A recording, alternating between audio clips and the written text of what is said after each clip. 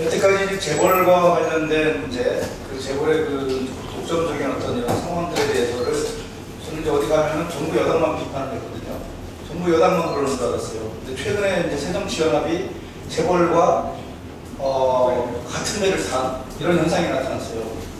그게 뭐냐면은 지금 아까 그 우리 김남근 변호사도 잠깐 말씀하셨는데 그 행태 및 특혜에서 넣어야 될 경우 복합 쇼핑몰이라든가 이런 것들을 넣지 않는다는 얘기를 하셨는데, 복합 쇼핑몰은 여러분들 아시다시피 이번에 파주 이천에서 결과물이 나왔어요. 3년 만에 그 임금 반경 10km 이내의 시장 상권이 그리고 공산품 같은 경우 56.1%가 날라갔고, 그 다음에 음식업은 79.1%가 날라갔어요. 시장이 그냥 붕괴되는 게 아니라 도가 없어지는 현상이 이제 눈앞에 나타났습니다. 그래가지고 전국이 지금 난리인데, 문제는 엊그제 저희가 그래서 이 복합 쇼핑몰 저지를 위한 전국 비상대책위원회를 어제 발족식을 했는데요.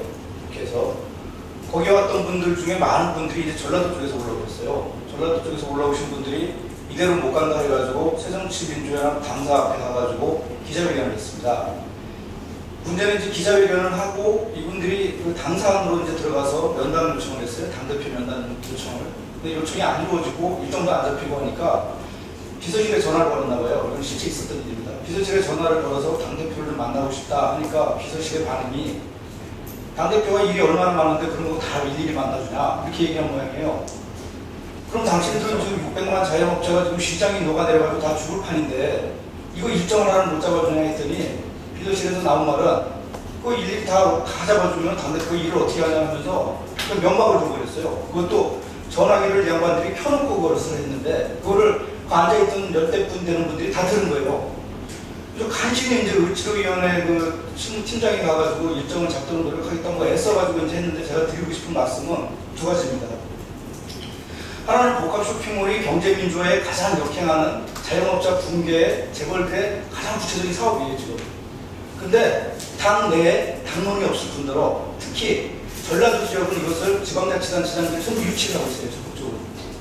근데 그 모든 분들이 새정치민주연합의 지방자치단체장이고, 서울 지역이나 경인 지역에서도 마포구 상암동 DH라든가 그 시흥이라든가 여기 이거 유치하시는 분들이 다 또 새정치연합 그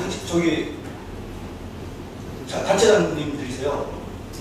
그러면은 지금 우리가 민생정당을 지금 당내에서 얘기를 하고 있고, 그 다음에 지금 재벌을 개혁하겠다고 지금 이런 위원회를 띄워서 하고 있는데, 당에서 가장 큰 부분인 전라도 지역에서는 민생을 뒤엎는 지금 이런 일이 벌어지고 있는데 당에서 아무런 이쪽 비명이 없다는 것, 굉장히 위험하지 않느냐. 저는 거기에 대해서 지금 말씀드리고 싶고, 그 다음에 이게 왜 그런 일이 벌어지냐면은 몇 가지 착각 때문에 벌어지는데, 그거를 유치를 하면 이게 복합 쇼핑몰의 10배 규모입니다. 복합 쇼핑몰이 마트의 10배 규모예요. 그러다 보니까 겉으로는 삐까번쩍하니까 지역 경제 활성화를 시켜준다고 착각을 하고, 일자리를 또 만들어준다고 착각을 하는데, 지난 3년 동안 파주에서 아울렛 만든 롯데가 일자리를 몇 개를 만들었냐면 3년 동안요, 정규직 일자리를 34개를 만들었어요. 3년 동안. 신세계는 그 파주에서 몇 개 만들었냐면 13개를 만들었어요. 정규직 일자리를. 그런데 깨져나가는 그 사람들의 일자리는 몇만 개예요. 그러니까 이런 상황에서 당이 여기에 대한 빨리 입장을 세워야 되지 않느냐. 그래야 경제민주화든 아니면 재벌개혁이든 민생 정당이든 하는 것들에 대한 진정성이 서민들한테 보여지고 여당과의 차별성이 나타나지, 그것을 그대로 냅두고 다른 것을 아무리 해봐야 저희 같은 중소자영업자가 600만 명이라고 그러고 식구들까지 합하면 2천만 명인데 그들한테 어필이 되겠습니까? 이것에 대해서 당내에서 좀 심각하게 좀 생각을 하셔야 될 것 같아요. 이 내용을 좀 더 파악을 하시고, 만약에 이런 부분 자체가 새정치민주연합에서 정리가 안 되고 넘어가면은 나머지 부분들이 아무리 경제민주화나 서민을 위한다고 얘기를 하더라도 600만 자영업자들은 안 믿을 거라는 거죠.